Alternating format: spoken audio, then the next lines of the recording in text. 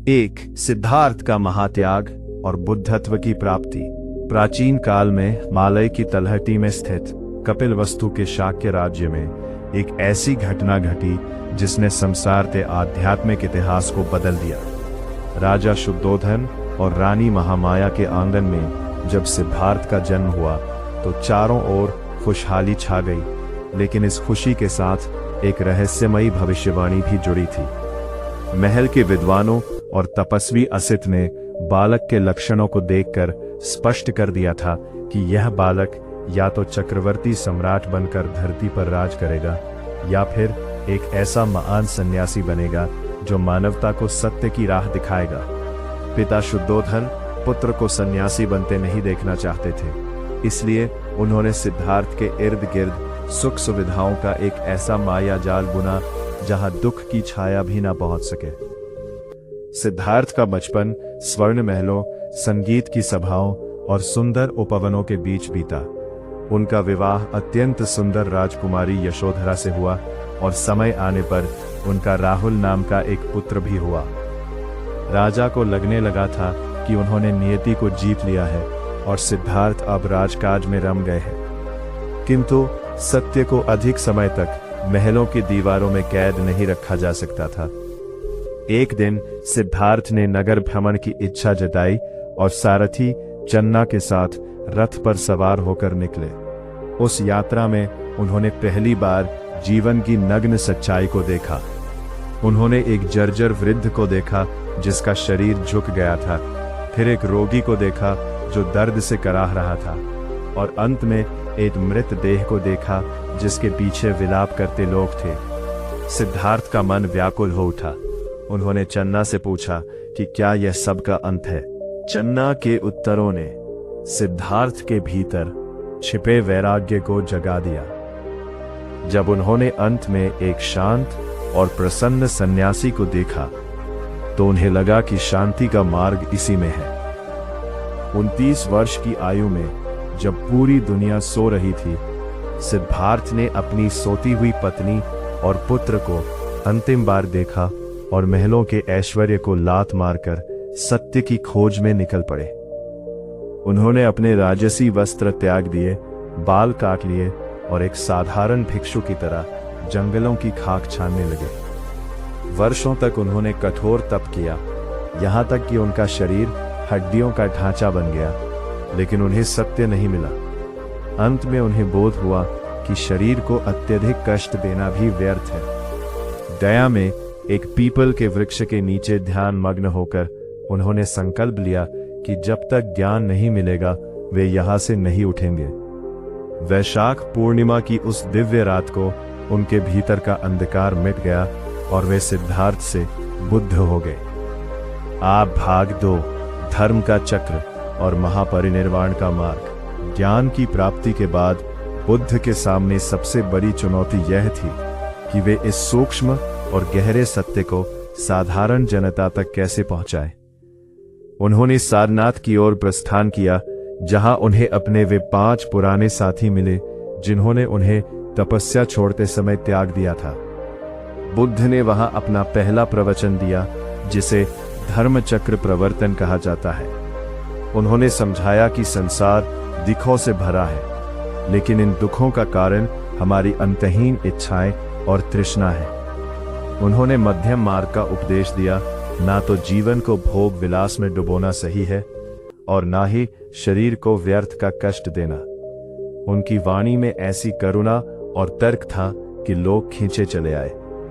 बुद्ध ने किसी नए धर्म की नहीं, बल्कि धम्म यानी जीवन जीने की एक पद्धति की बात की। उन्होंने ऊंच नीच और जाति पाति के भेदभाव को नकारते हुए सभी के लिए संघ के द्वार खोल दिए। 8 बिंबिसार से लेकर आम नागरिकों तक हर कोई उनका शिष्य बनने लगा। बुद्ध का जीवन करुणा की अद्भुत मिसाल बन गया। जब वे अंगुलीमाल जैसे खूंखार डाकू के सामने आए तो डाकू ने उन्हें डराने की कोशिश की, लेकिन बुद्ध की स्थिर आंखों और शांत शब्दों ने उसके भीतर के राक्षस को मार दिया। अंगुलीमाल ने तलवार फेंक दी और बुद्ध के चरणों में गिर पड़ा। इसी तरह आनंद उनके प्रिय शिष्य बने, जिन्होंने बुद्ध की शिक्षाओं को सहेज कर रखा। बुद्ध ने 45 वर्षों तक निरंतर पैदल यात्रा की और लोगों को मानसिक शांति और अहिंसा का पाठ पढ़ाया। अंत में 80 वर्ष की आयु में जब वे कुशीनगर पहुंचे तो उनका शरीर शिथिल हो चुका था। उन्होंने अपने शिष्यों को अंतिम बार एकत्रित किया। आनंद रो रहे थे, लेकिन बुद्ध ने मुस्कुराते हुए कहा कि शोक ना करो, क्योंकि परिवर्तन ही संसार का नियम है। उन्होंने अपना अंतिम संदेश दिया, अपदीपो भव, अर्थात स्वयं अपना दीपक बनो। किसी के पीछे मत चलो, बल्कि अपने भीतर की रोशनी को जगाओ। इसी के साथ उन्होंने ध्यान की गहराई में उतरकर महापरिनिर्वाण प्राप्त किया। बुद्ध भले ही शरीर से चले गए, लेकिन उनकी शिक्षाएं आज भी संसार को अंधकार से प्रकाश की ओर ले जाने वाला सबसे बड़ा मार्गदर्शक बनी हुई है। बुद्ध की यह कहानी केवल एक व्यक्ति की जीवनी नहीं है, बल्कि ये हर उस इंसान की यात्रा है जो अज्ञानता की नींद से जागकर स्वयं को पहचानना चाहता है। बुद्ध की गाथा का अगला विस्तार उनके जीवन की उन सूक्ष्म घटनाओं, दार्शनिक संवादों और उन मानवीय पहलुओं पर केंद्रित है जिन्हें अक्सर संक्षिप्त कथाओं में छोड़ दिया जाता है। यह खंड उनके बुद्धत्व प्राप्ति के बाद के उस कालखंड को दर्शाता है जब उन्होंने समाज की जड़ों को हिलाना शुरू किया था।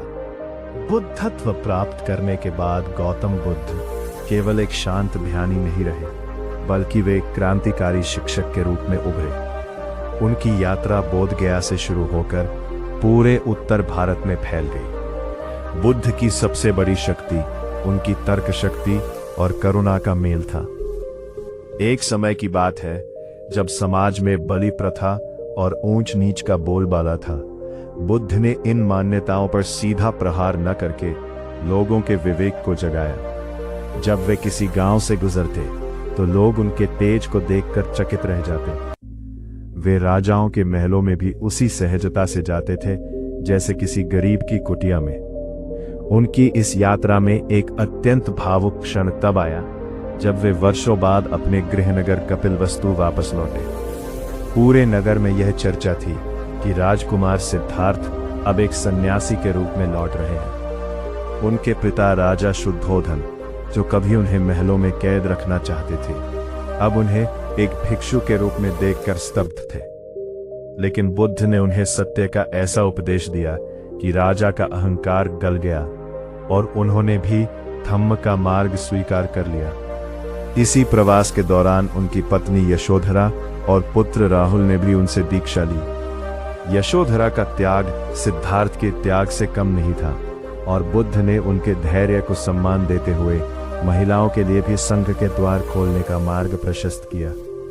बुद्ध की मौसी महाप्रजापति गौतमी पहली महिला बनी जिन्होंने संघ में प्रवेश किया, जो उस समय के समाज में स्त्रियों के लिए एक बहुत बड़ी वैचारिक स्वतंत्रता थी।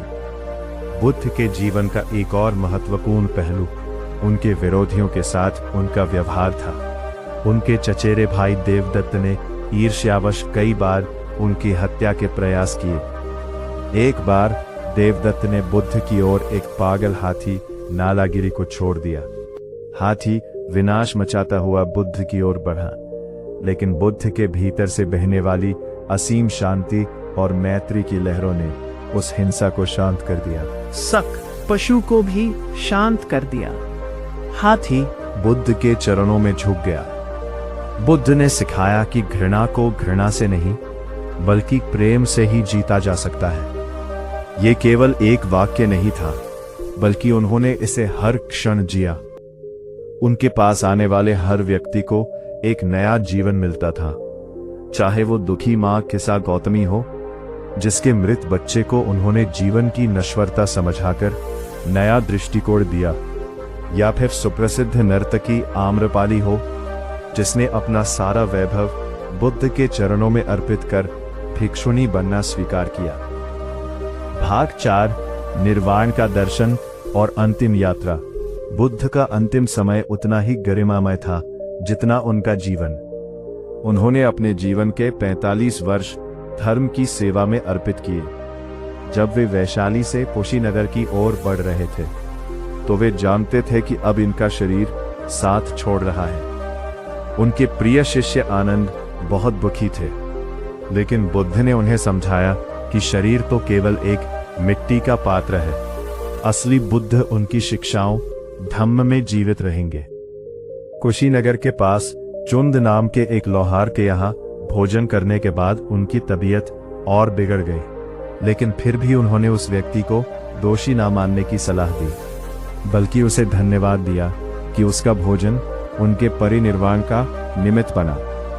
अंतिम क्षणों में 2 शाल वृक्षों के बीच लेटे हुए बुद्ध ने अपने शिष्यों से पूछा कि क्या किसी के मन में कोई शंका शेष है। सभी मौन थे। तब उन्होंने अपने अंतिम शब्द कहे कि संसार की सभी संस्कृत वस्तुएं जो पैदा हुई हैं विनाशशील हैं, इसलिए प्रमाद रहित होकर अपनी मुक्ति के लिए निरंतर प्रयास करो। बुद्ध की मृत्यु एक शोक की घटना नहीं, बल्कि एक पूर्णता की प्राप्ति थी। उनके जाने के बाद उनकी शिक्षाओं को संकलित किया गया, जिन्हें त्रिपिटक कहा जाता है। बुद्ध ने ईश्वर या स्वर्ग की कल्पना के बजाय वर्तमान क्षण में जीवने और स्वयं के भीतर शांति खोजने पर बल दिया। उनका मार्ग न तो अत्यधिक भोग का था और न ही अत्यधिक वैराग्य का, बल्कि वह मध्यम निकाय यानी मध्यम मार्ग था। आज भी हजारों वर्षों बाद उनकी शांतिपूर्ण मुस्कान और उनका अपदीपो भव का मंत्र दुनिया को युद्ध, अशांति और घृणा से उबरने की प्रेरणा देता है। बुद्ध की यह पूरी गाथा हमें सिखाती है कि महानता जन्म से नहीं, बल्कि कर्मों और विचारों की शुद्धता से प्राप्त होती है। क्या आप बुद्ध के किसी विशेष उपदेश या उनके किसी शिष्य की कहानी के बारे में और गहराई से जानना चाहेंगे? बुद्ध की इस अनंत यात्रा का अगला चरण उनके सूक्ष्म दार्शनिक संवादों, संघ के भीतर के नियमों और उनके उन शिष्यों की कहानियों पर आधारित है जिन्होंने बौद्ध धर्म को एक वैश्विक पहचान दिलाने की नींव रखी। हाक्स भाग 5 संघ का अनुशासन और मानसिक परिवर्तन की कथाएं। बुद्धत्व की प्राप्ति और प्रारंभिक उपदेशों के बाद बुद्ध के पास अनुयायियों की संख्या हजारों में पहुंच गई थी। अब चुनौती केवल उपदेश देने की नहीं, बल्कि एक विशाल समुदाय को अनुशासित करने की थी। बुद्ध ने संघ की स्थापना की, जिसका अर्थ था एक ऐसा समुदाय जहां राजा और रंक, ब्राह्मण और शूद्र सभी अपनी पुरानी पहचान त्याग कर केवल भिक्षु कहलाते थे। बुद्ध ने नियम बनाया कि संघ में प्रवेश करते ही व्यक्ति की जाति वैसी ही लुप्त। यदि मन शुद्ध है तो सुख छाया की तरह पीछे चलता है, और यदि मन मैला है तो दुख वैसे ही पीछे आता है जैसे बैल के पीछे गाड़ी का पहिया। भाग 6 राजाओं का समर्पण और वैचारिक क्रांति। जैसे जैसे बुद्ध की ख्याति बढ़ी, उस समय के सबसे शक्तिशाली सम्राट उनके चरणों में आने लगे। मगध का राजा बिंबिसार बुद्ध का अनन्य भक्त बना और उसने वेणुवन नामक उद्यान बुद्ध और उनके संघ को दान में दिया। कौशल के राजा प्रसेनजित अक्सर बुद्ध के पास अपनी उलझनें लेकर आते थे। एक बार प्रसेनजित ने बुद्ध से पूछा कि आप इतने कम समय में इतने लोकप्रिय कैसे हो गए? बुद्ध ने उत्तर दिया कि जैसे एक छोटा सा दीपक भी घने अंधकार को मिटा देता है, वैसे ही सत्य की एक छोटी सी किरण भी सदियों पुराने अज्ञान को नष्ट कर देती है। बुद्ध ने उस समय प्रचलित कर्मकांडों और पशु बलि का कड़ा विरोध किया। उन्होंने तर्क दिया कि यदि किसी निर्दोष पशु की बलि देने से स्वर्ग मिलता है, तो मनुष्य को अपने प्रियजनों की बलि क्यों नहीं देनी चाहिए। उनके तर्कों ने पुरोहित वर्ग के भीतर खलबली मचा दी, लेकिन उनकी सत्यता को झुठलाना असंभव था। बुद्ध ने ब्राह्मणवाद के कर्मकांडों के स्थान पर शील, चरित्र, समाधि, ध्यान और प्रज्ञा बुद्धि को रखा। बुद्ध की शिक्षाओं का एक बड़ा हिस्सा विपश्यना ध्यान पद्धति पर आधारित था।